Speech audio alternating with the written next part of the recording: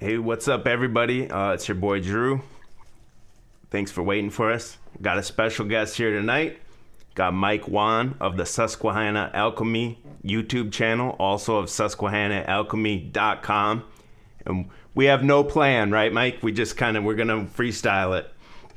Well, totally. We're going to go with the flow. We're literally going to allow the current to move us. Let's do it.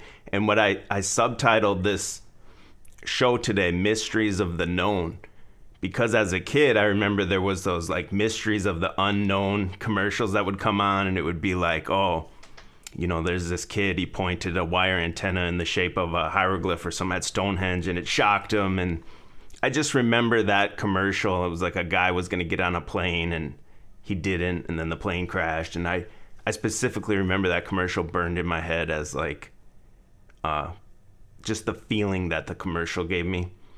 And then as I grow up and I get into all this information and I get into all the mysteries, that's kind of what led me there. I feel like one of the main things.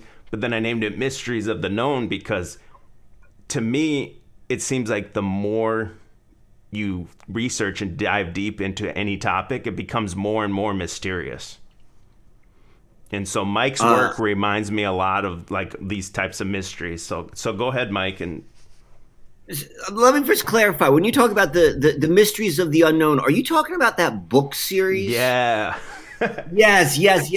So, I mean, you and I are like roughly the same age. We were born in the 70s. We grew up in the 80s. And so, like, that was this Time Life book. Like, I mean, they don't even do that anymore. No, like, could you imagine even that commercial on TV today? Or even that commercial. I mean, we're just in a different place. But but that book series was so significant, I believe. Like, I like to think a lot about, all of us, every single person who's on earth right now, we are going through something. This thing has been in the works. I mean, theoretically, it's always been going, but like the transition we are in right now has been like really, really, really moving forward beginning after World War II.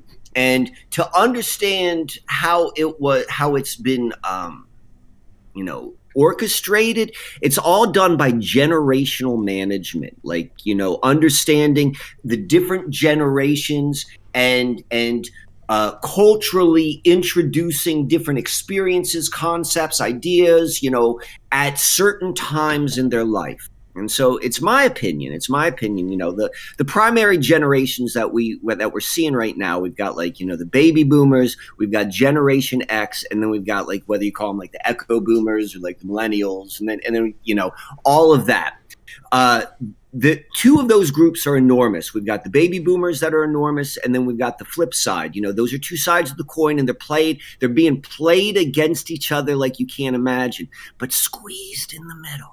Squeezed in the middle is this tiny little group of people which are called Gen X. And Gen X, in my opinion, the X is the variable. X is the variable because you're like, what the F is X going to do? And this is why Generation X, in my opinion, is significant. Because we are in the midst of what's called the changing of the guards. Like everything has been a build up to this big switch, which is going on right now. How long it lasts, 10 years, 1 year, who knows? But this is what, beginning March of last year is when it was like game on. So that hits. So you go and you look at where a generation is, or even an individual, where are they on their life journey when that hits? And apply that to kind of like what they would be bringing to the community, what they traditionally bring to the community. So Generation X, in 2020, I'm calling it year zero, but 2020 is when we are in this position. Like this is the traditional leadership role in the community. You've got enough experience that you've got like a little bit of wisdom, you've got a little bit of like skills. But you're not like the elders. You're not like the people who really get it. But we still got the energy. We still got the energy of like still having life within us. And so the Generation X, like it really, really matters in my opinion. And I think all the generations matter. It's not a competition. They try to make it a competition. It's recognizing who and where, what we are at the given time. So Generation X, and people of our generation, I see us all, individually and collectively, of having a certain role at this time. And what that role is going to be is like, that's the variable. What's that going to be? So let me go take one step back and go back to these Time Life books. So we got these Generation X folks, and we got our mind molded for this. And you could figure out and ask yourself, why were we molded for this? Is this part of the controlled op? Is this part of the truth coming through the matrix? I don't know. But it started with Scooby-Doo, right? Yeah. Every friggin' Scooby-Doo. It taught you at a 7-year-old, 8-year-old, 12-year-old mentality. It's like, yeah, they're always trying to trick you and fool you. And like, there's always like, don't fall for this cover story, dig deeper and you're going to find something else. I don't think it went deep, deep, deep, because it always was like Old Man Withers or someone like that. But nonetheless, it started to get the mind like thinking about like, of information, stories which are being misled, misusing of the mystic, of the mysteries, and then like, usually coming down to like maybe some simplistic human like matrix desires. So we started thinking about that way. And that was like, Scooby-Doo came out like in the 60s and the early 70s, and most of us watched it just as reruns. And then, probably in the 80s is when the Time Life books came out. And we also got to throw in Search Of. And Search Of is in the midst of this as well. But the Time Life books came out. And the Time Life book series was like this series of books. And like, you would pay money and they would ship you a book like once a month. And it was probably the sweet spot for who they were trying to get was like a 12-year-old to maybe like a 28-year-old. And it was talking about all of these different mysteries, but it was like really peppering the mind with like the unexplained and the mysterious nature of reality on Earth. And so that further like kind of like planted seeds in our consciousness and our logic system of being able to understand reality, so that when we stepped into 9/11, when we stepped into 2012, when we stepped into 2020, we have something in our consciousness that previous generations did not. And so like we have this capability of being able to begin to like question and look at things in a way which we are universally like we've shared, like whether we consciously read those books or not. I had those books as a kid. I don't know if I read them, but I know I definitely had them. Now the flip side is Time Life is Skull and Bones. Like, I mean, we all know that. So it's like it's coming straight through it's coming straight through the mouth of the beast. But one of the things which I have demonstrated to myself, and what I attempt to do with the sharing of my research, is demonstrate to other people that even the most inverted part of the matrix system, if you squeeze it hard enough, there is truth in it.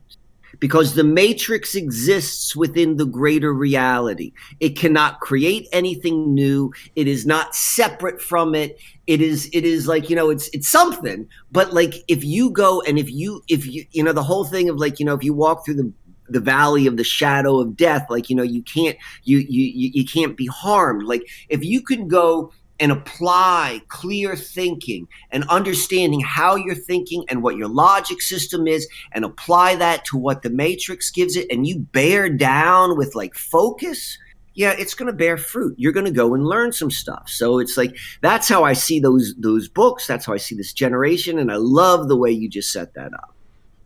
Do you know how many of those books there ended up being? Take one wild guess. 13. 33. You were 33. Close. There you go. Yeah, right? It was going to be one or the other, yeah, right? Right. I found them years later on Craigslist, and I regret not buying them. I can't remember what the guy wanted, but at the time I was like, man, I'm not paying $80 for that.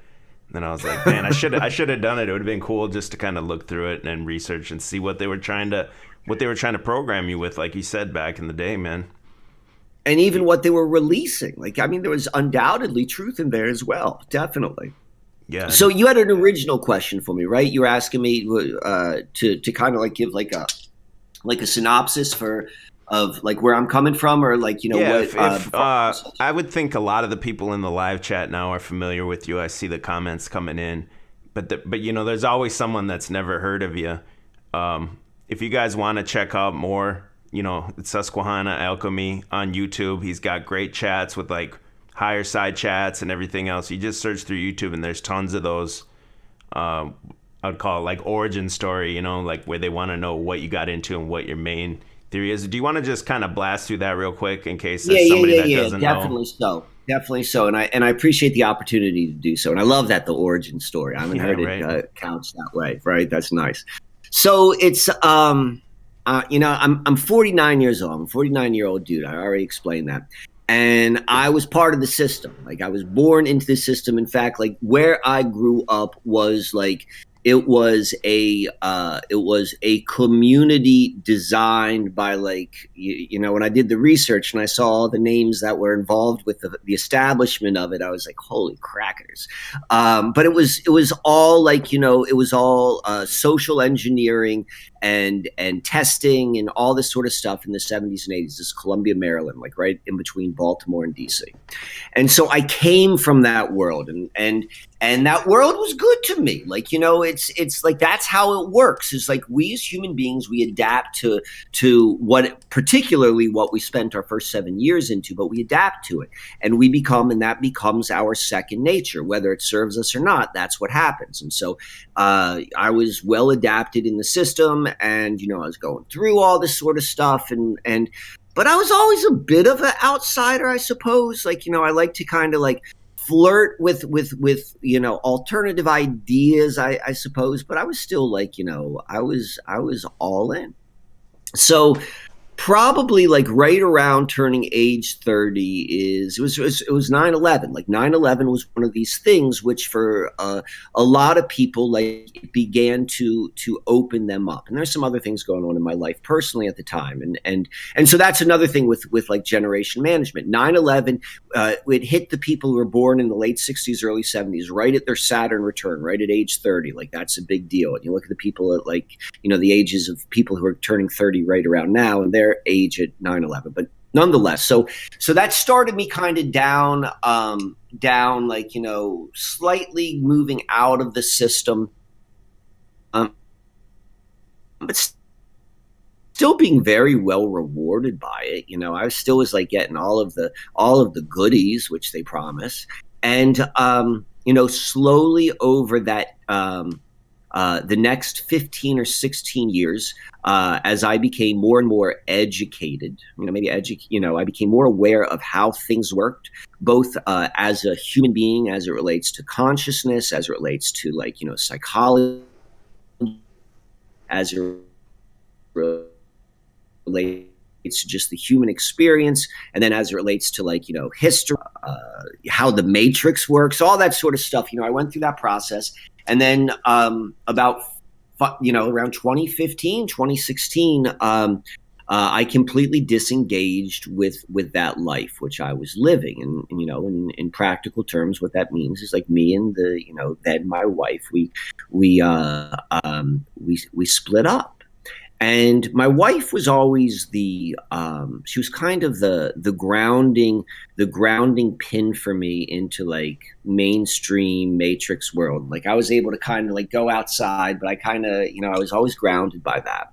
But once we split, like, that's when I really, really went off the path. That's when I really started went off the path. I could do, like, and all sorts of things that happened. It's like divorce is that's one of the traumas. It's one of the traumas of the way that the culture has been set up. It's it can destroy a lot of people, but, like, this is the truth of the human being, is, like, what doesn't kill you makes you stronger. And so when you go through that, you are going to change, and I changed. And so all those going through that period of life, I began a series of research, which I now call the Susquehanna history. None of this was planned. Like, this is literally like me allowing life to, like, carry me and following the path of least resistance. And I discovered all of this, like, like these amazing stories, and this is what you can go and find if you're new to my work. Like I definitely recommend, like, some of the earlier podcasts which I went on. I think the first Higher Side Chats Yeah, that's a good one. interview I was on. Like that's when I really laid out like all this stuff on what's called the Susquehanna Mystery, and it's basically like showing how the oldest river on the planet, which is the Susquehanna River, which you don't live in Pennsylvania or New York, you've probably never even heard of it. And if you lived in Pennsylvania and New York, unless you live on the Susquehanna, you probably didn't even know it exists. But it's the oldest river on the earth, and it was place of all of the moon to create this next iteration, of matrix reality, what we're shifting into right now. And, further diving into it is going and seeing this was, the best way to describe it is a 400-year magical ritual, state-sponsored magical about inducing onto Earth this particular type of matrix reality. And it's a fascinating story. But, I was on that path, like for a couple years after that, I'm sharing that story and then like doing other types of research and, all sorts of things. So I want to come now to this moment in time, because that's what matters. This is what matters right now. So where am I right now? Everything which I'm interested in, the only thing that matters, all that is background material for what lays in front of us. This is where all my energy goes, and it is to educate. And I say that word with quotation marks, like, I don't know, I'm in this, like we're all in this. We are in this together to share what I've discovered, to inspire other people so we can regain and remember what, who, and where we are for one purpose and one purpose only, and that is to move out of the matrix. And when I say that, most people think about it. Most people think about that in terms of like being this physical thing. And there's a truth to that. Like, I want to get off grid and all this sort of stuff. I'm going to grow my own food and be completely sustainable on my own. And there is a truth to that. There's a truth to that. But that ain't the truth. That's the truth I'm talking. I think there's also a misnomer about that as well. What is most important, where it has to begin, is in consciousness. The matrix, first and foremost, is a prison of the mind. It is second of a prison of the body, and third of a prison of experience. And so you can't move out of the matrix. You cannot move to your sustainable future. And we can even get into like what we think the future looks like. But you can't do that without changing inside, and without really looking at all of this stuff which you thought was like real or good or or like, this is, I like this, I don't want to give this up. But you really have to go and look at it, because almost every single thing we do and the way we understand reality has been programmed in us. And that has been programmed in us so we become it, so that as it changes, we want to move along with it. Now is this opportunity, this amazing opportunity. It's always an opportunity for any human being to go and say, like, I see how the way reality actually works, and I am going to move out of it. But what's happening right now is everyone is going through this at the same time, whereas before that would meet each person on their individual journey. But right now it's hitting everyone simultaneously. Or if you are affected by the impacts which have been forced on your life, we are all in the same boat. And so because of that, there is something immensely supportive about this kind of community group effort of we're all in the same boat. We're all in the same boat. And now is our time, not as individuals. Yes, this is an individual journey, but as a family, as a community of human beings who may not fully understand what's going on, but beginning to figure out what's going on so we can move out and through this. So there's my Yeah. origin story. I like what you said about the divorce too, because I've talked about that before. That's kind of my origin story too. Is you go through the divorce, and for me, to lose the wife and the kids, the house, and all that, and then I got stuck moving in with my mom at like 30 years old, and I had nothing but time, to do, and I just started kind of reading and getting into all the different information and stuff like that. But that seems like a common denominator for a lot of people I see. It's like a divorce or some kind of trauma that brings people into diving this deep into these mysteries. Well, I think yes, yes. So the way culture has been simply much longer than Hey, Mike, that, like because like hold on one I'm gonna second, start Mike. with You're 19. you're breaking up. Let me just do something for 1 second and see if this will fix this. Hold on 1 second. Okay.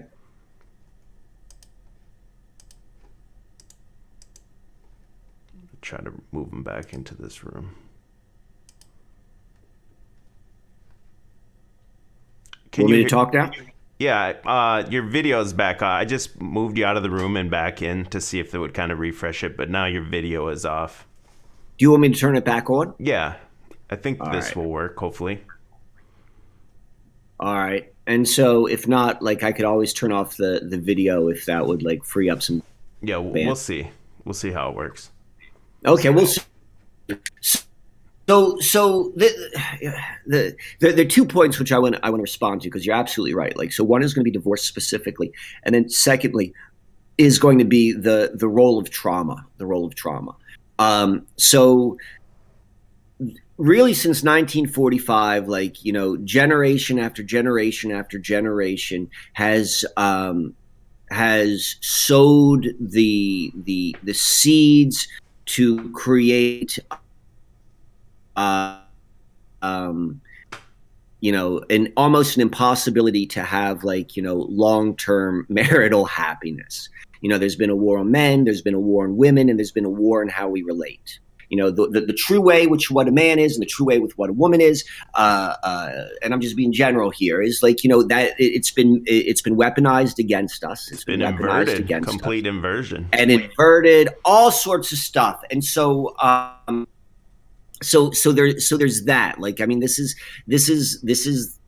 I don't want to get into the details. It's been, this is if you study the sociology and like what has happened since 1945 and in households, like, just the way people lived, it's this is an inevitability, and undoubtedly, like, divorce is one of the most traumatic things you can do.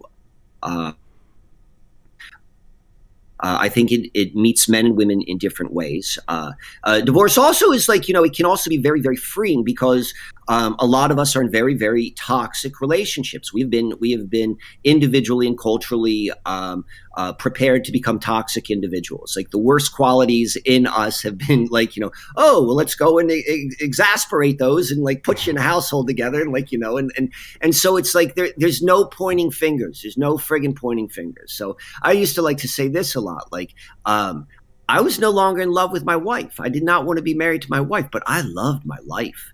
And I was prepared to mentally leave that my wife, but I was not prepared to know what was going to happen to my life. And that was a big deal. That was a big deal. And so I think that the trauma of divorce tends to hit men a little bit harder than women, or at least society. Like, it's men or more so. And I'm just being general. This isn't a competition, but like, men tend to get kicked more to the curb, let's say. So that being said, there's something very, very, very true about when we go through trauma. And so I'll define trauma as this. So trauma is anything which cannot be like a shock to the system, which cannot be processed in real time. So that could be emotional. That could be psychological, emotional, psychological are pretty close. That could be physical, like, you get like an injury and then like it takes a while for the body to go and recover. And it's like, emotionally, usually what happens is like there was something so shocking to the system, like you can't deal with those emotions. And we definitely have a culture which does not value or does not give you us effective ways of understanding and navigating our inner and emotional world. It becomes internalized, and all sorts of like destructive stuff happens. But the good news with trauma is it forces us out of our normal state of being. And it forces us to look at things from different ways. It forces us in all sorts of like, and it is from those places, assuming that we can make it back. We come back pantinaed. That's the word I like to use. Like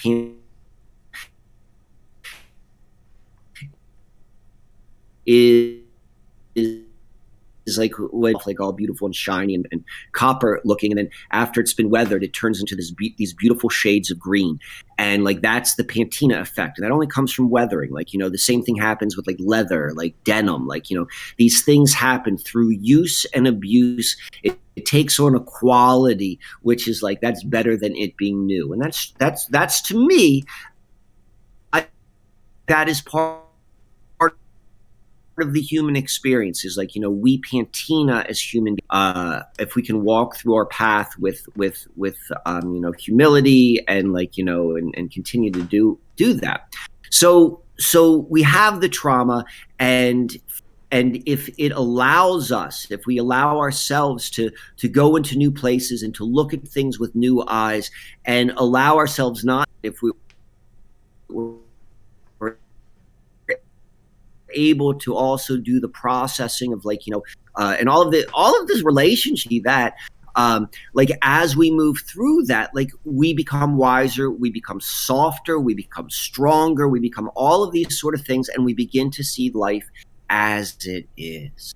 And so yes, and this is, it's been weaponized. Like that's what MK Ultra is. That's what all of these like sort of like a lot of these programmings, these satanic ritual abuse programmings as well, is they put someone through trauma with a very specific end goal to bring out certain qualities. And what they know about that is it's been weaponized in the fact that they know that they can bring out like a really, really like sharp skill set, if you will. But the truth of the matter is, like, if you go through trauma, just naturally you're going to come out wiser, stronger, and you're going to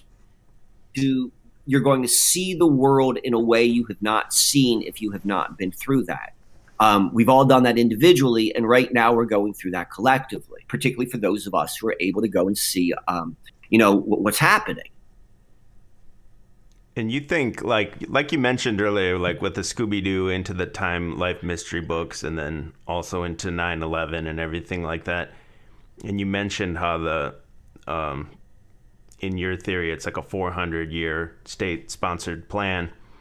Do you think this is all leading up to something for what we would call Gen X, or maybe not specifically just Gen X, but like, do you feel like it's leading up to a point where there's going to be some fork in the road or something where we're going to have to choose, if that makes any sense? Undoubtedly. 100%. 100%. 100%. What do you think's coming down the pipeline? Do you have any insights?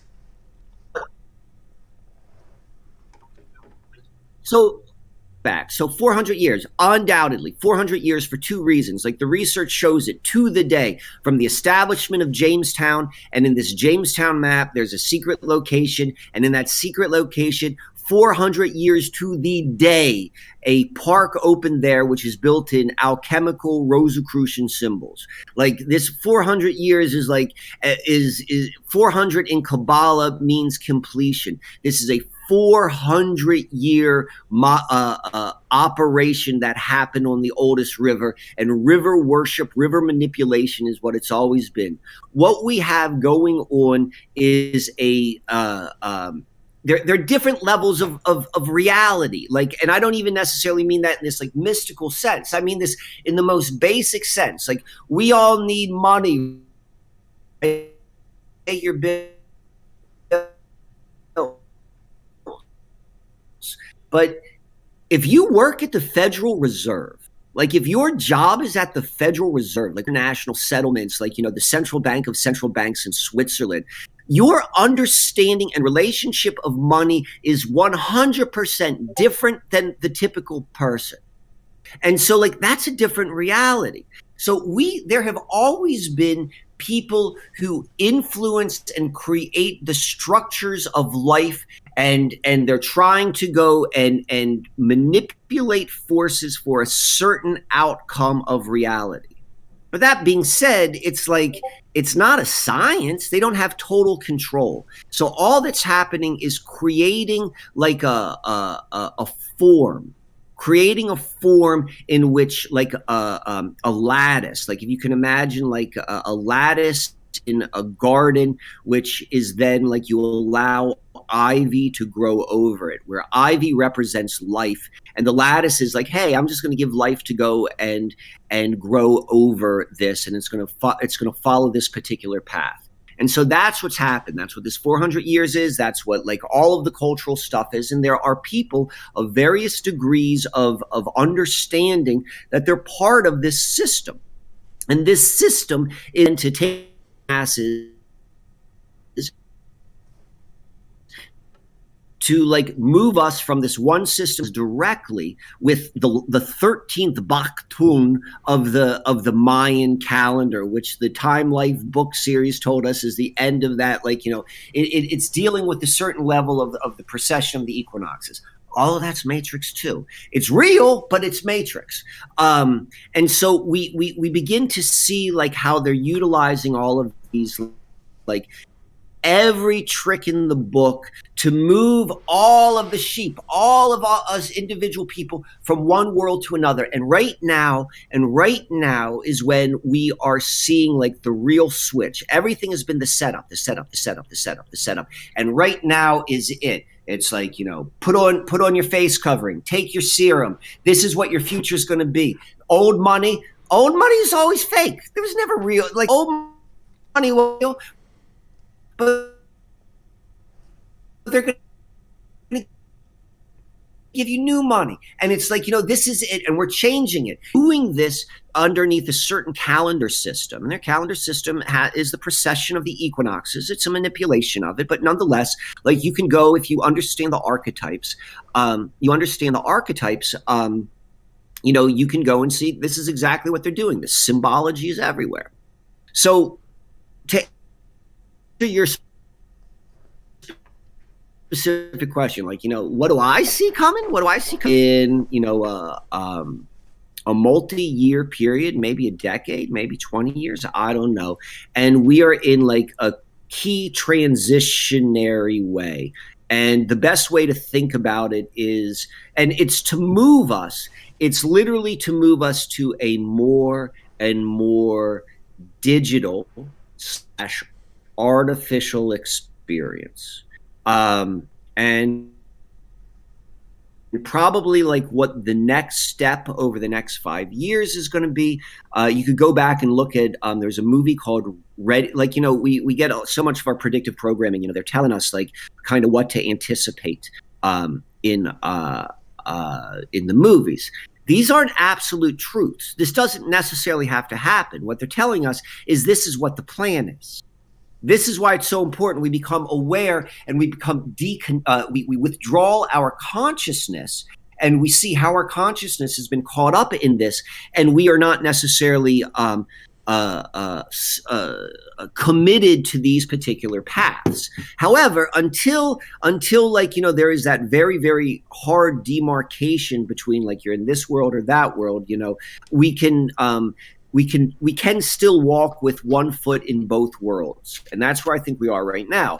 But going back to what I think is coming, what they're showing us is, you're going to get, like, an outer world, which is going to become, like, shittier and shittier and shittier. Like, the stuff which you used to have access to, like going out and, like, going is going to become more and more difficult. There's going to be more and more hassles.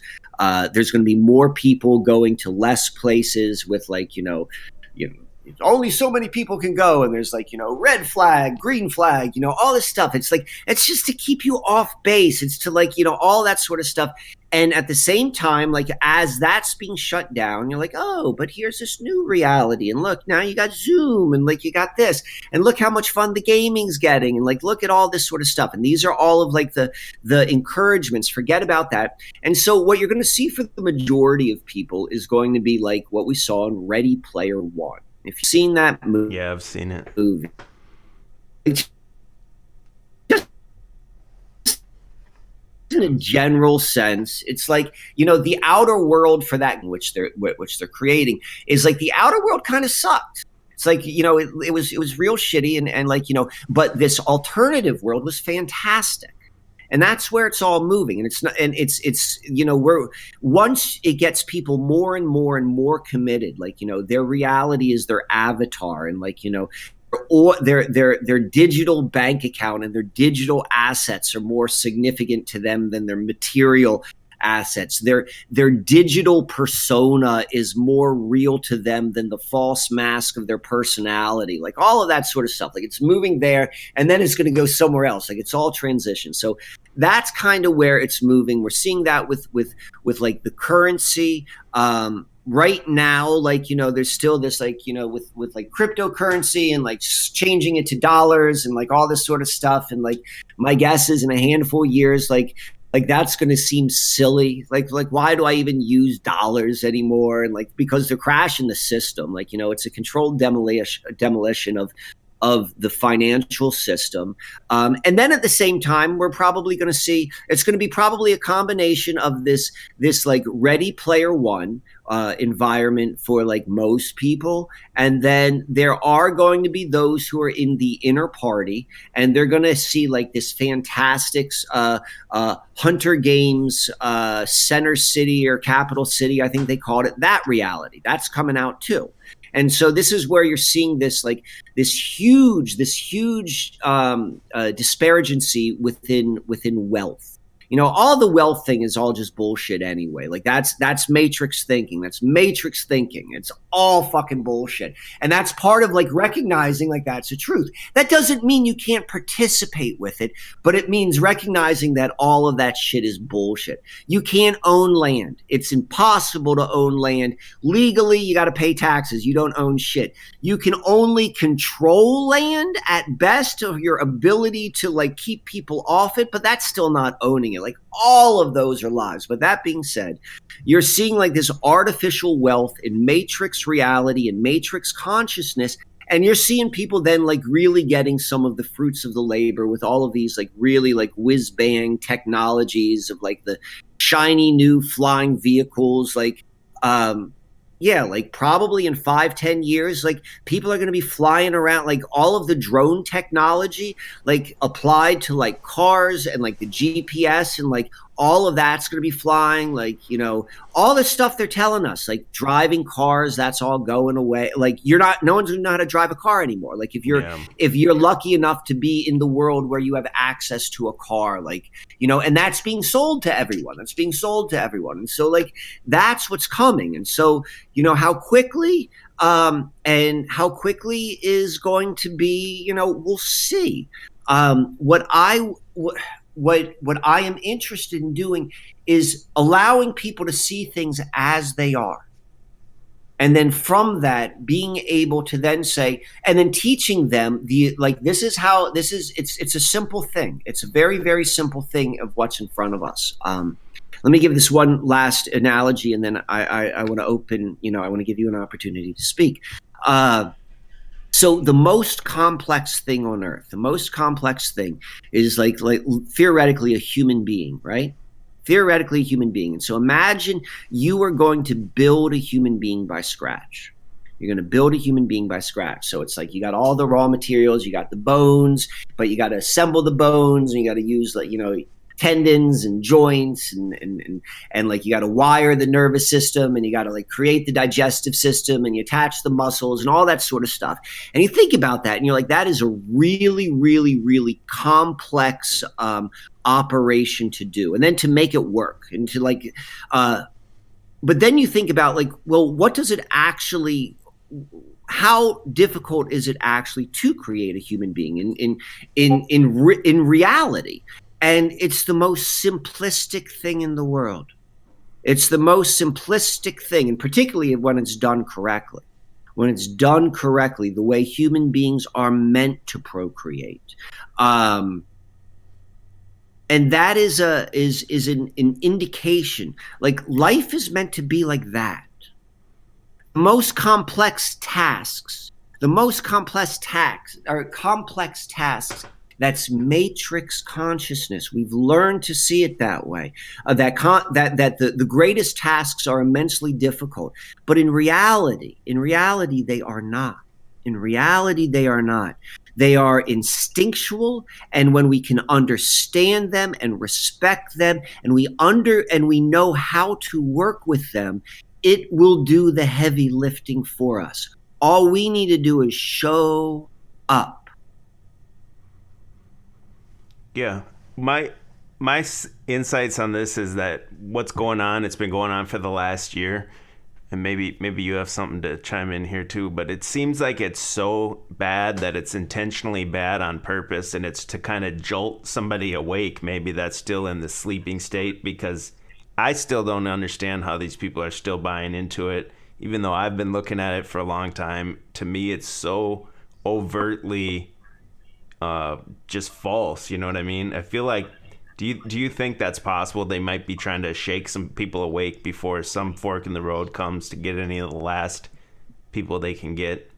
And real quick, do you think they will allow, as we get to like 2045, transhumanism, singularity, and all that, do you think there will be a place for the outliers that don't want to go into that full digital integration?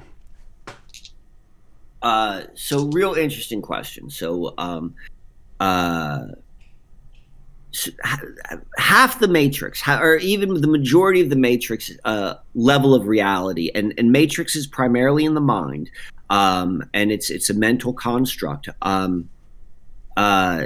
It's still part of the greater reality. And so just because, we can see at certain level, there are things that are very inversion and very anti-human, like you squeeze it and the elements of truth come out. Whether it was consciously designed to like wake people up, I don't know about that. But what I do know is that it will wake people up. It won't wake up everyone, but it will undoubtedly wake someone up. And I've been finding that absolutely fascinating. The people who I know in my life, like, some of them, like, I can't believe you're friggin' falling for this. And then there are other people I'm like, I can't believe you're seeing through this. Yeah, I have the and same so that experience. has been like, that's been the price of admission for me, is just watching that. And what I try to do, every single person is like, you're captain of your own ship. We've got to be true to how we are, and how Mike is true to Mike, and how Drew is true to Drew, and how everyone is true to themselves. And we have to do that. And the way I am is like, I ain't gonna wake up someone who's not ready to be woken up. Yeah, you can't even do it.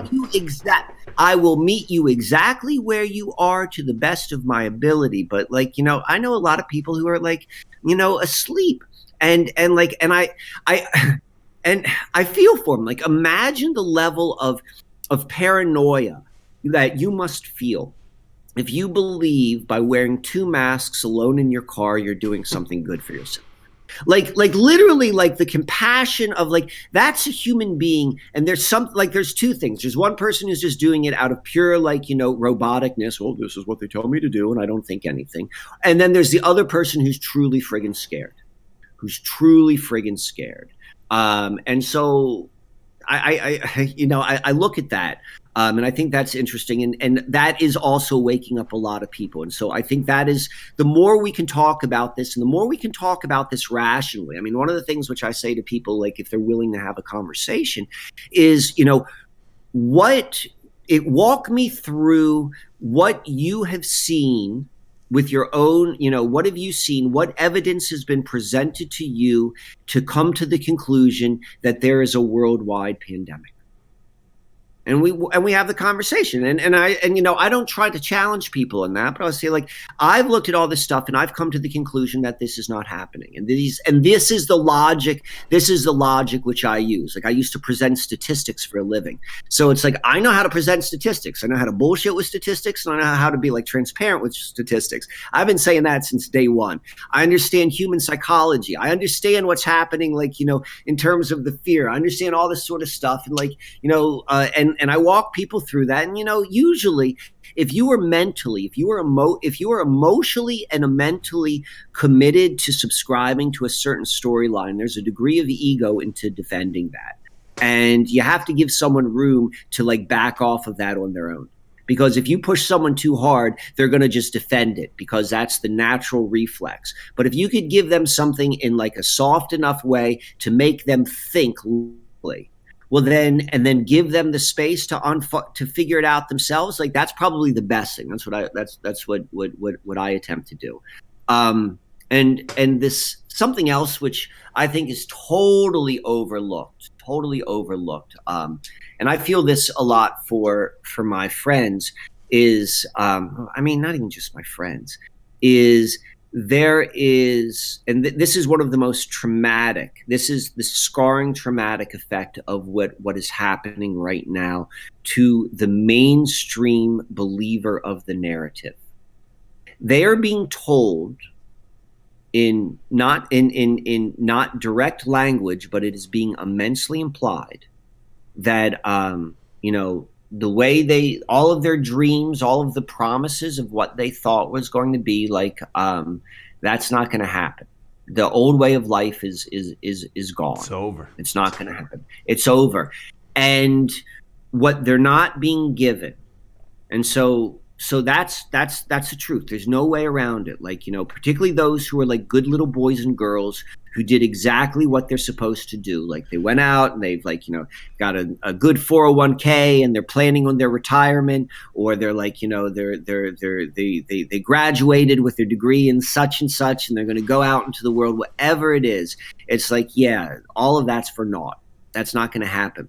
And they are not being given that, regardless, that they're not going, all of their fantasies and dreams of what they're going to do with that's gone. It's gone.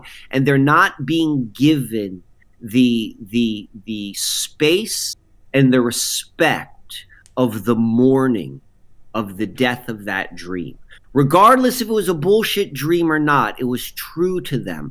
And when you do not give someone that space to mourn, all it's going to do is it's going to mess them up. They're going to shut down deeper, and they're going to split in more of like disassociation. And so that's another thing. Like, when I talk to some folks is like, I even if I think they're bullshit dreams, is like, you have to give them the space that, like, it's over, and it's okay to, like, you did the right thing. They told you that this is what you're to do, but your 401k is not going to matter.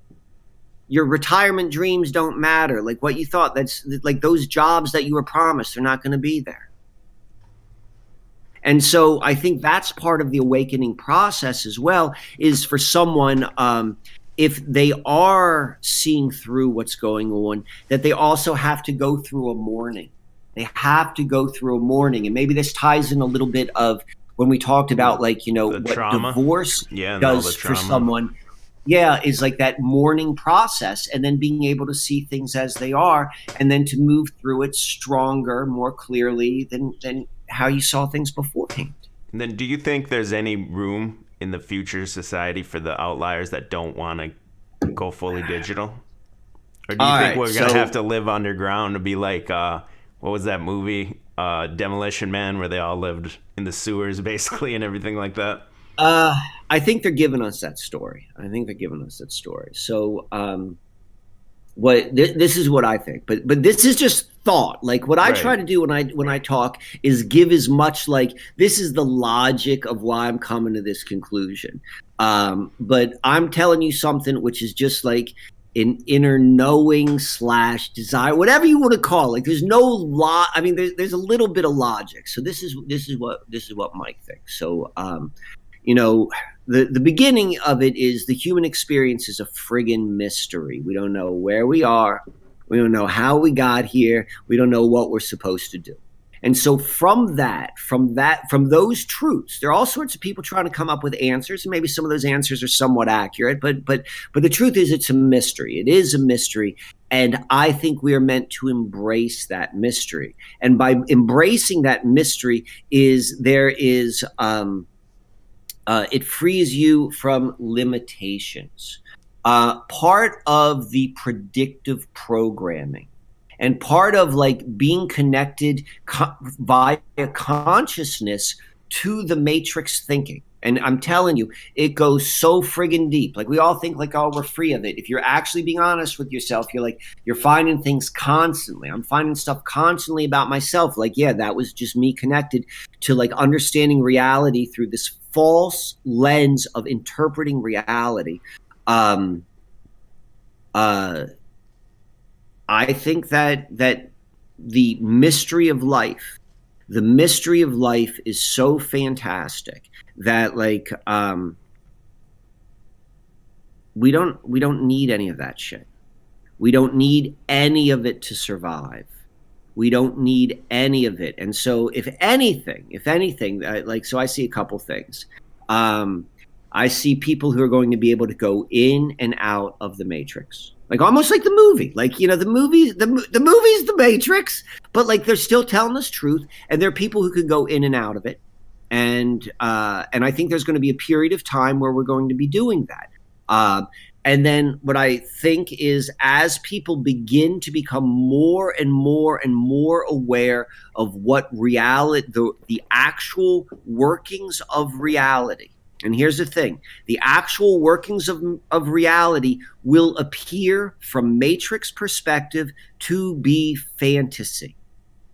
It's so fantastic and so different than everything which we've been taught. We're like, oh, well, that's fantasy. The more you're holding, so that doesn't mean every fantasy is going to be real or experiential, but it does mean that there's something greater out there, which is going to be so different from the matrix consciousness that you've been conditioned to believe that can't exist. And if you believe it can't exist, well, you're never going to go and experience it. So my thought is this, like, you know, I don't know what the Bible is. Like, I don't follow the Bible. Like I've been, you know, raised in this culture. So I know what the Bible is. And like a lot of the research, which I did on the Susquehanna mystery goes right back to the King James Bible. Like that's beginning of this 400 year, this transition. But, I do know that the Bible holds an immense degree of significance within the matrix and also people escaping the matrix. I have the thoughts on religion. We could go on that in another if you want. But nonetheless, so in the book of Revelations, it talks about, and we are in that time. Like this is the predictive programming to let people know this is what an apocalypse looks like. The end of an age and the birth of a new age, the death of one and the rebirth of another. This is it. This is an apocalypse. You know, look at the book of Revelations any way you want. Is it metaphor? Is it all just made up bullshit? Is it programming? Is it the word of God? I don't know. You go and you do that, whatever. But in the book of Revelations, they say that 144,000 people just kind of like disappear. They just dis-a-friggin-pear. So my sense is, this is what I think is going to happen. I think they're going to be people, and this is what I hope to be part of, like the remembering of what and whom we are. And as we do that, and so what happens is, it's like when you're dreaming. When you're dreaming, you don't go and you're aware you're dreaming. You don't like suddenly go and are aware that you step into a dream. Your consciousness is just in the dream world, and then you wake up. I'm in the wake up world. And when you're in the wake up world, you have no idea what's going on in the dream world. And when you're in the dream world, you know you're not aware of the wake up world. So that's how consciousness works. So my sense is like as we remember, as we begin to go down this path, because this is the beauty of this apocalypse time. And maybe this is even part of it, like to your point, like, you know, maybe this is built into it. Maybe part of like in the contracts, if such a thing exists in the greater reality, that the contracts to create the matrix is there's always given jubilee times or opportunities to leave the matrix. And one of the times is like, you know, during here is we begin living in a different way. And I don't think that is like hunter gatherers. I don't think that at all. I think that is a limitation in thought. But we begin to discover the way which we can live in harmony with what we're calling Earth. And as we do that, that other world like literally disappears.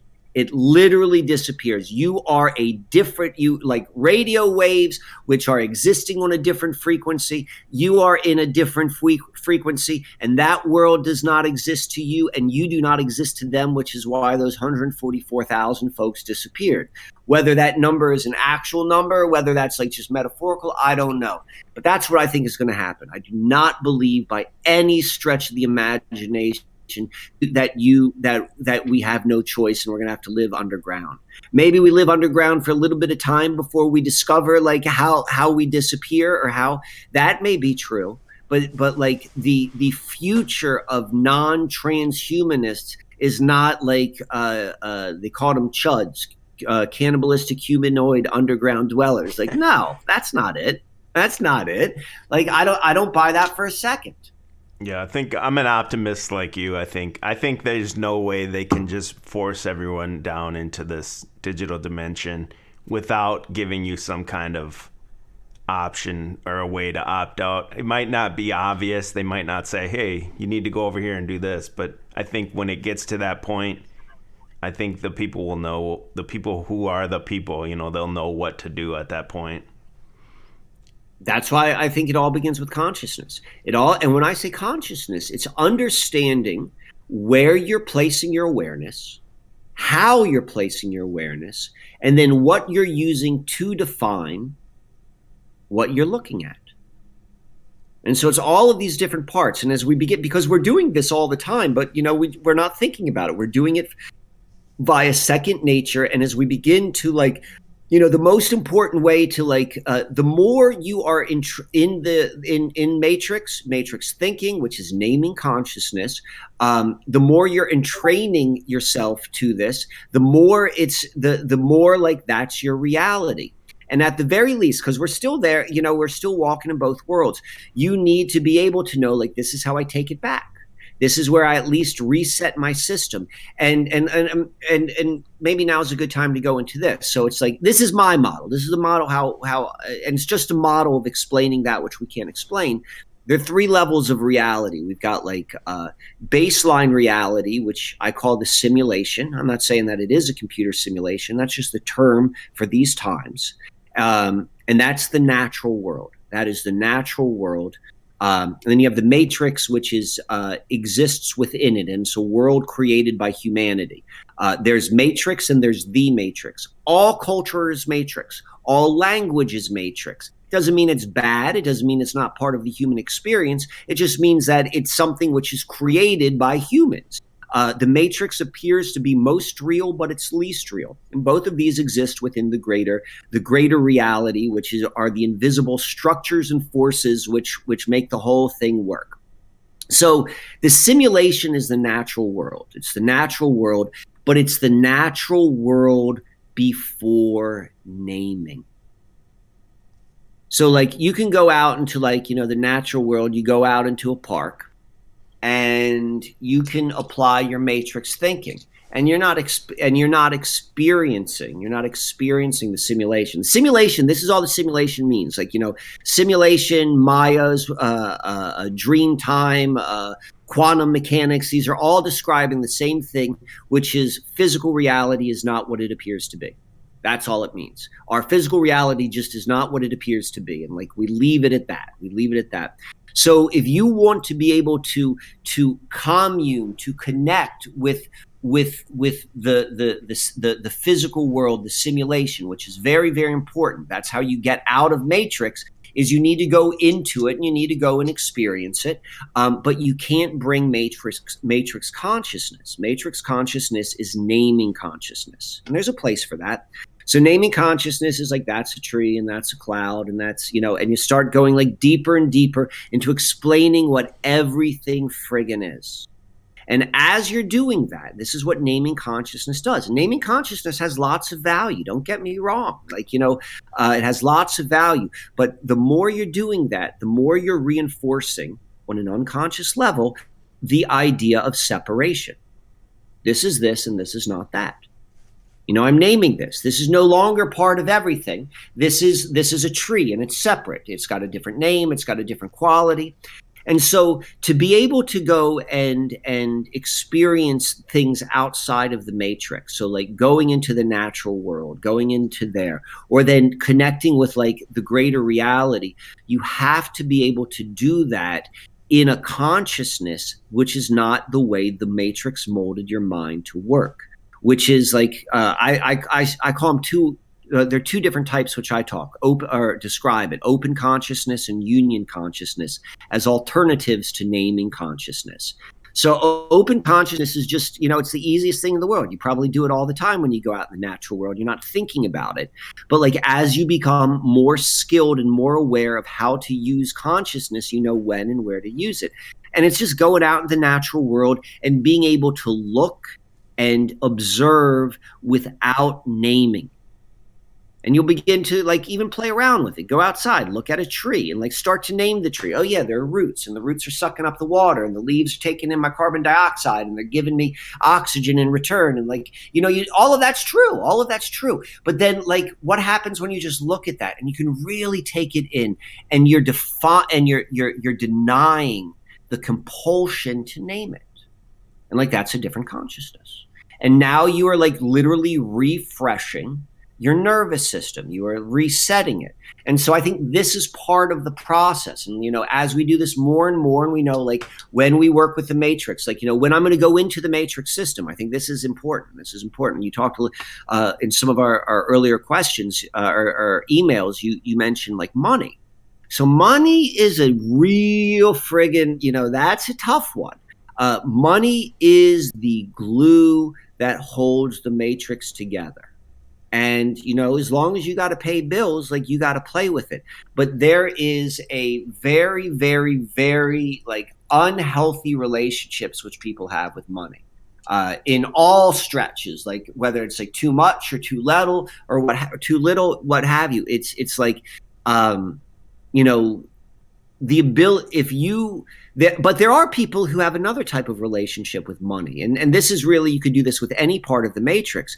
As you become more aware of the different types of consciousness, you can use open consciousness to any of this stuff which comes like with all of these traps built in, like to suck you in, to suck in your consciousness, to suck in your naming consciousness, your emotionality, your sense of worth, or into all of these different parts of the matrix. If you're able to do that with open consciousness, well, then you're able to go in the system and leave the system without it affecting you.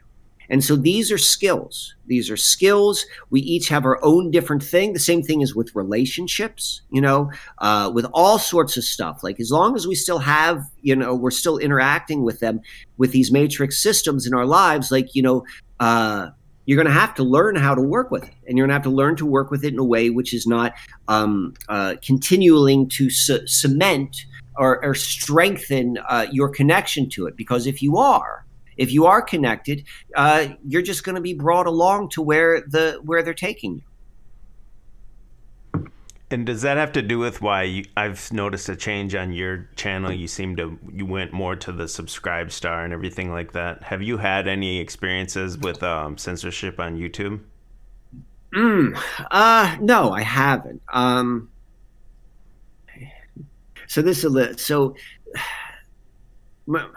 My thought is, you can't. So I'm kind of like beating around the bush around this. So like I'm trying to say this with is balanced of a thought, balance of a position. I think if I've had any sort of interaction with like YouTube, I think that it has to do with shadow banning. I think that I've been shadow banned in some ways, but then that could just be me telling myself a story. I don't know. Yeah, I don't know. I have not had any straight up censorship stuff. I tend to be very thoughtful with my word choices. Try not to use the buzzwords. And I'm moving to subscribe star. Like I'm out of necessity. and also like me as I'm becoming more and more aware of how I want to work with the system. Because again, we are all on um, uncharted territory, and we are all meeting the matrix system exactly where we are. And so there was part of me, like I've done a lot of work. I've done a lot of work with money. I have a degree in finance. I came from a world where like money and status uh, were important. They were like important, like it was like an assumed importance. Like it wasn't even something you would learn. Like everyone just kind of knew that. And I moved out of that world, but there are still parts of that which are within my own consciousness, within my own history. So I went through a period of how do I want to relate with money? Like part of me was like, I did not want to deal with money because it was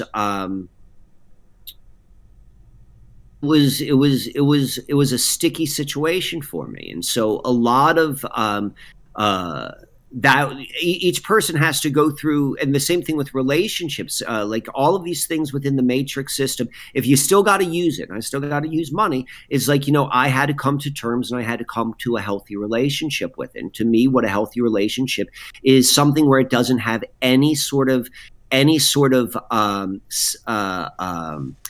significance, whether positive or negative. And so there was a point where like I was giving everything out for free, and I didn't want to deal with the money aspect. But there's a point in life that like, guess what? I still got to pay some bills. Like, people aren't paying my bills for me. Like I'm not living in someone else's house or something like that. And so because of that, I was like, well, what do I want to do? What do I want my relationship to be? And money's not the word, it's currency. That's the word. Like all of this stuff it's like fake. And it's all based upon currency, and we can get into what this means if you want to, but it is that's what why banks are called banks and it's called currency. They're playing upon true forces. The same thing is true with electricity. The entire electrical distribution model is an inversion of the truth, and they're using current. And how does current work? All current it's a never-ending force. It's a never-ending force. And so to be in harmony with these systems. So to be in harmony means you have to be like, there can't be any shadow to it. There can't be anything which it's going to stick into. None of this emotionality, none of this like sense of self-worth and all that sort of stuff. Well, then the current can pass right through you. And so as I begin to move off, I know I didn't want to be part of like the Google matrix. I recognize what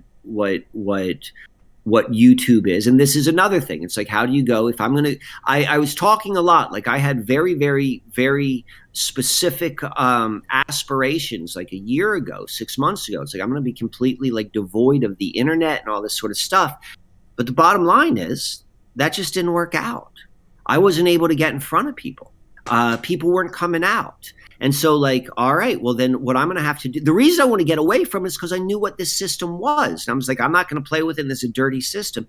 And I had to rethink. I had to come up with a new relationship with all of this inversion stuff. Technology's inverted as fuck. The entire nature of like creating computers and like the internet, it's military industrial complex. It's killing other human beings for money. All of that sort of stuff, it's inverted. I know that, and I struggled with it. And so where I think I've been really over the past 6 months is learning to become better, to be able to work with these systems as long as they're there without, even though I know the truth of them, without having this emotional tie of like, oh, this is bad, I don't want to work with it, to be able to say like, this is a tool I'm going to have to work with now, because what's more important to me is that I connect with people and I share what I feel like I need to share. And so that is showing itself in like, the platforms I want to use, and then also the thing with money. So that being said, I'm moving more to Subscribestar. That makes sense to me. that is like, all right, well then this current of like who I want to connect with. I want to go and work with people who understand the value of what I am doing. And then also these are the people who I want to go and give like really the energy which I put forth. Same thing, like there are all of these new models of alternative media which are coming out right now, whether that's podcasting 2.0, whether that's like the platforms like Rockfin or whatever. Like I'm looking at those, and I think those are temporary. Those are temporary because they are not long-term solutions. Cryptocurrency is based upon blockchain. Blockchain is, embedded in the words is slavery language. The auction block and like chain gangs and chains. Like this is meet the new boss, same as the old. I know that, but for the time being, I'll continue to work with this stuff, and I'll have absolutely no connection. I'm sharing these details in terms of hopefully to inspire with other people, like, okay, well, how do I go and I find a healthy relationship? This is how I'm doing it. You need to find your own. And as long as this is a thing, well, then this is how I'm going to work with it. And you're like, yeah, like I'm going to have currency with with the content. I think this is very true too. We know the cryptocurrency, we know the fiat, the Federal Reserve notes. Those are valueless currencies. Precious metals, that's a little bit different, but there's something like kind of off about that as well. In the future, at least the intrinsic value which you can create is content. As long as you're going to still be on the internet as human beings. The whether it's called universal basic income, whether you call it welfare state, whatever you want to call it, that's coming, and that's going to be very, very restrictive. But the other currency is content. That's going to be the one thing which people are still going to be able to do. People are going to be watching a whole lot more. They're going to have the tools to create stuff, and that's probably the most intrinsic valued currency, I think, which anyone can do on an electronic or an electric platform, the internet, so forth. And so, yeah, like, as long as you're doing what you're doing and I'm doing what I'm doing and all the other people, like, you got to create your own content.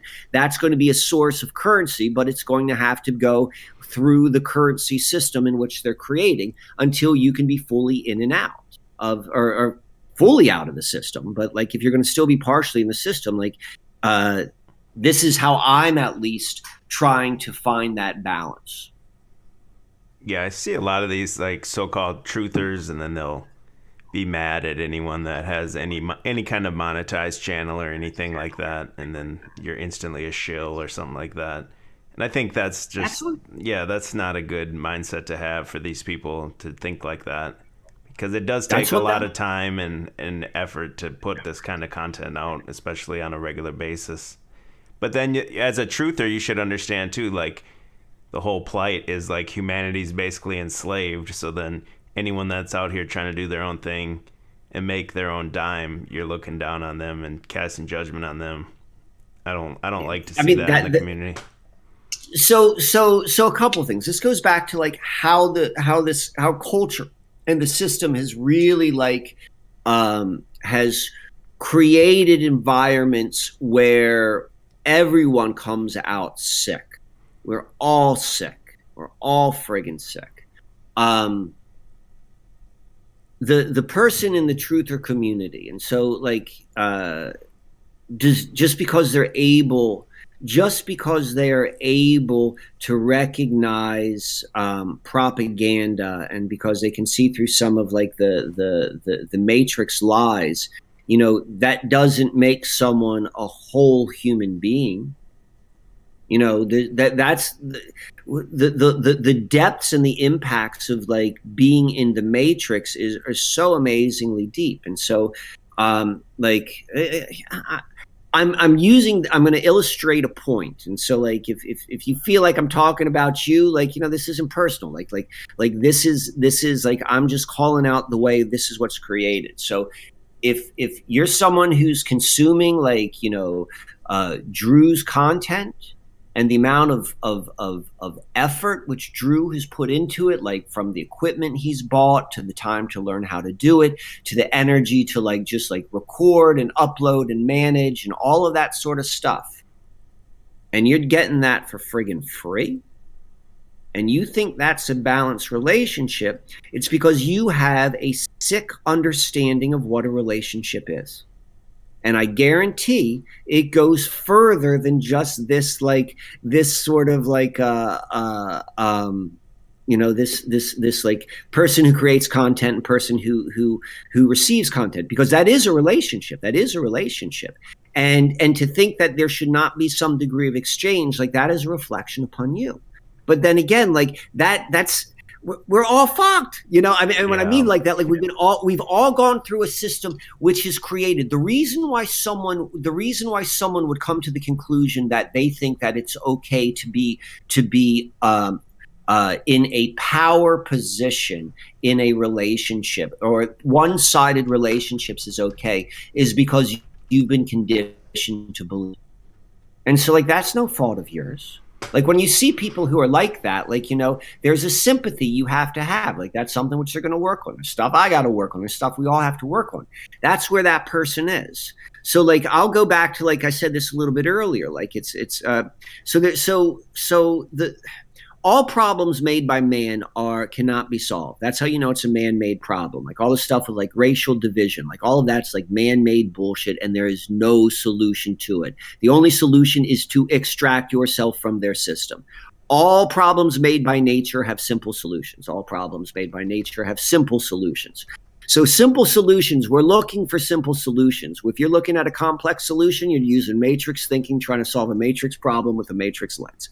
So anyway, to me, the most beautiful and simplistic way of really being able to navigate human beings, and I think one of the attributes which I've been endowed with, and maybe I've also helped develop over my lifetime, is I think I work well with other human beings. I'm able to communicate with them. I'm able to connect with them and meet them where they are. And that is a skill. That's a skill. And like, I'm not the only one who does it. Like, you know, that's part of the human experience. But that being said, for me, I think is one of the most significant and simplistic tools which we can use in terms of working with other people, particularly toxic people, even toxic people you love, is the book, The 4 Agreements. Do you know the book, The 4 Agreements? I've never heard of it. What is that? So The 4 Agreements, it came out like, I don't know, like 15 years ago. It's this tiny little book. I think the author's name is Miguel Don Ruiz, maybe. And it's 4 agreements, and it's generally referred to as Toltec teachings, like that genre. And it's very, very simple. And it's these 4 agreements. It's take nothing personally, make no assumptions, be impeccable with your word, and always do your best. And like by going back and like and recognizing, like, you know, every single interaction with someone else, like, you know, take nothing personally. Someone comes at you and they're talking all about, like, you know, you're a sellout, you're a shill, you're this, you're that. That's on them. It's got nothing to do with you. Take nothing personally. Second thing, make no assumptions. You know, it's like, don't assume anything. Like, you know, don't like, you know, just like if you have a question, ask that question. Recognize when you're making those questions about other people, you know, in particular. Be impeccable with your word. Like literally, you know, if whatever you say, like truly feel it, think it, you know, and you know, and meet your commitments to the best you can, and then always do your best. And always do your best is a moving target. Your best today is different than your best tomorrow. You know, we move like water. Our emotional world changes. And so be easy on yourself. And like to go back to like really simple things like that, I think are very helpful in terms of this time, like working with other people. So I'll show you this right here. So this is my date book. And I've struggled with managing like my time for at least 25 years. Like my natural way is to flow, flow, flow, but I've always wanted to be really good with a calendar, and I've tried infinite systems, and like hardly none of them have ever stuck. But over this past year, I've developed a system, and it's the most friggin'. I mean, I'm so friggin' happy. I'm so happy in myself to develop this system in terms of how to manage my moments alive. So all that being said, so I'm going to show you the first 2 pages. I'm going to let you in on, like, All this is right. just how I'm sharing this. I'm sharing this because it's like, it's like we inspire each other. We want to see what other people do. So this is the first pages of how I manage my life. So I've got these 2 pages, and you can see on this hand right here, I wrote out the 4 agreements. So every day I can review that. Now right here, this is my year in advance. This is my own divination. I pull cards for the whole year, and I set it up, and I look at my calendar, and I pull cards because it gives me a point of reference for as life to unfold. And but that's one of the ways I try to bring an artistry into how I manage my time. And so, but at the very beginning of that, is those 4 agreements, and those are 4 agreements with myself. Very, very simple. Very, very true. I read it the first time 10 years ago, 15 years ago, and I keep going back. So I encourage that to people, if you're listening and dealing with difficult folks has been challenging, that might be a nice resource for you. And I think all we have really is our time, right? Since we're talking about time, and that's what gets me is when you put out like 2-hour live streams, and then people are mad about you have a few 5-second ads on it. You know what I mean? They're not even physically giving you money, but it's like, I'm donating my time here and I'm fine with it. But then again, like you said, I don't take it personally at all. It's just an observation I have, and I see people get into it. And so it's an obvious. Is that thing, that book you showed, is that working for you then? Is that helping you? Bro, I love this.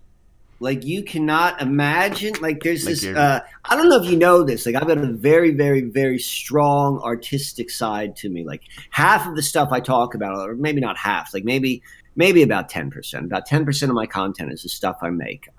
That was a big part of, like, my change, like, out of my matrix version of self to where I am now, has been really stepping into my own artistic nature, which has always been there, my creative nature. I love to make things like I'll show you these. You see this? Yeah, like these are leather bags I use. Oh yeah. Like, none of this is hard. Like, I just, like, all it requires cool. is the ability to, like, say, I'm going to go and do that. Like, these bags, I carry the stones, which I collect. Like, I try to bring meaning. And beauty. This is part of, like, just what Mike does. Like, we all bring our own thing. So, I turned my calendar into, like, it's a work of art. Like, this is how I make, like, just charts. Like, this is how I chart what's going on in the heavens, and I know what that is. And, like, this is how I manage my week. I manage my week looks like this. Like, I create my own system, and I draw it out every week, and I write it down with pen and paper, and I decide where I'm going to spend my time, and I look at what I'm doing, and this has been amazing for me.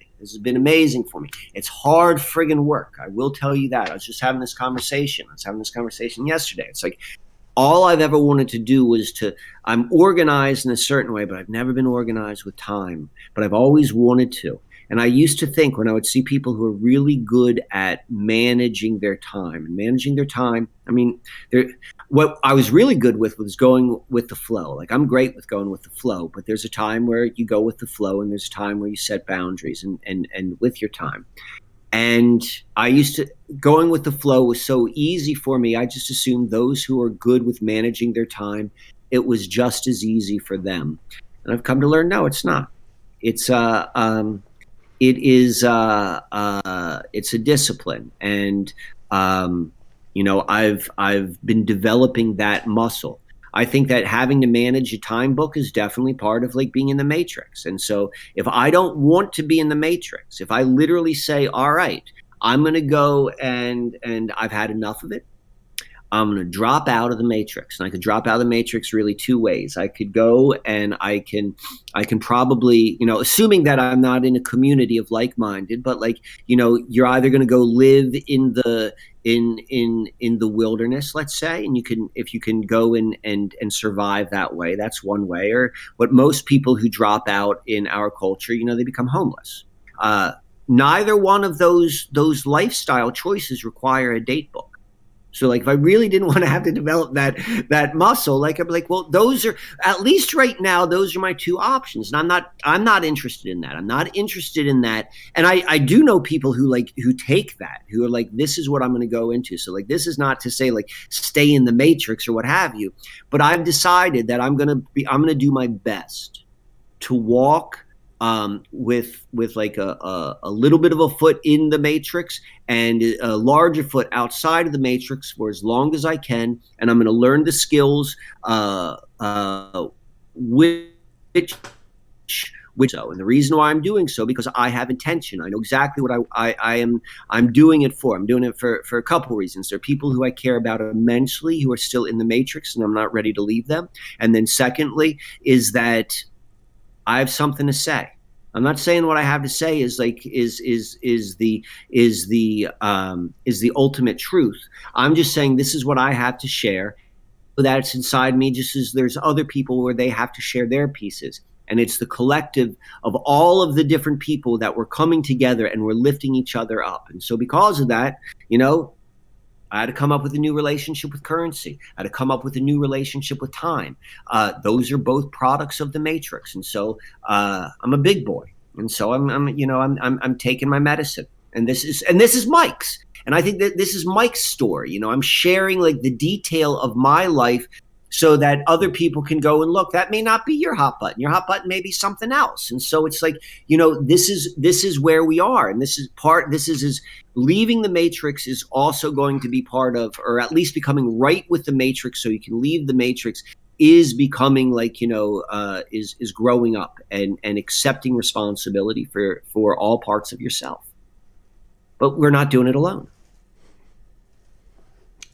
I have the same experience too, though. As I get out of, or as I got more and more into this information, I got more to creating art and stuff like that. And there's something to that, because it's like they want the human being to not even know what it's anything about it. What a human being's true nature is, and then you can connect with that by just creating things, or at least for me, it seems to be how it's worked. And if they say you're made in the image of the creator, then you should be creating. That's a way you can tap into that creative force for sure.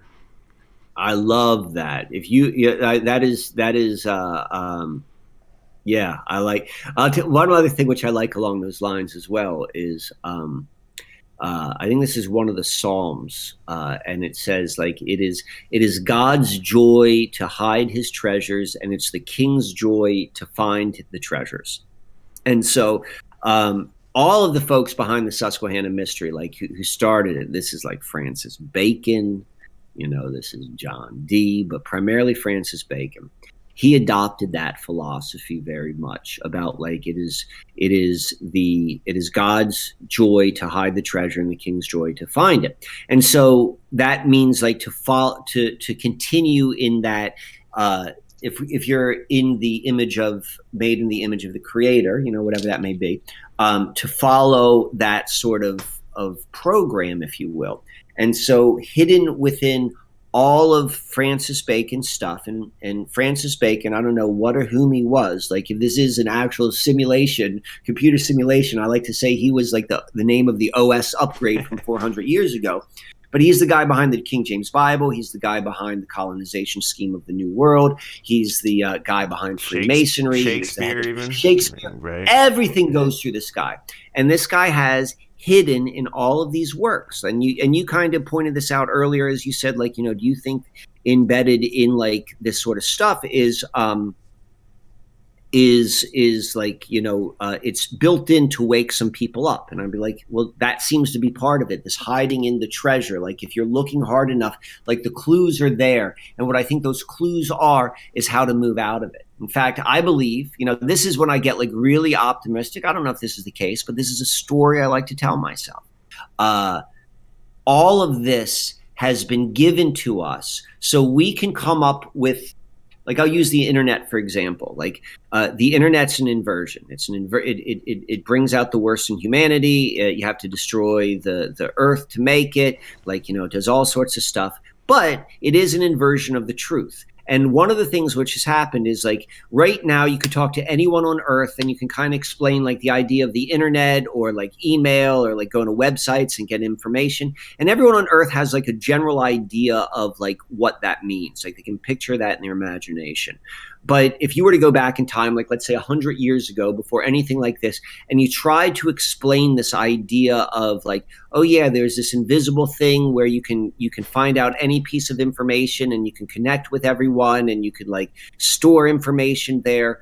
The thing which I believe the inversion, what the internet is an inversion of, the truth of reality. Like I think there is a truth of reality where everything we do with the internet is exactly the same, though not with computers and maybe not exactly the same, but theoretically the same. Like we're all at least now on the same page of understanding, having that same vision of what that could look like or how we would use that.